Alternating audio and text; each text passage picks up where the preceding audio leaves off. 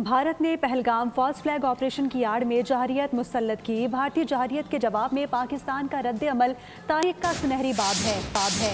सदर मुमलिकत आसिफ अली जरदारी का मार्का हक की तकरीब से खिताब, कहा कि 10 मई मुल्की तारीख का रोशन बाब है। भारतीय क़यादत ने अपनी आवाम को गुमराह करते हुए जहरियत का रास्ता अपनाया।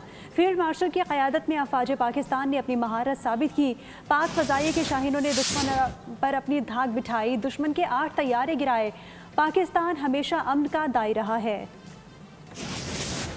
Yet shows unprovoked aggression on the basis of false flag of Pelgram incident and launched an airstrike on Pakistan's civilian and worship places without any justification.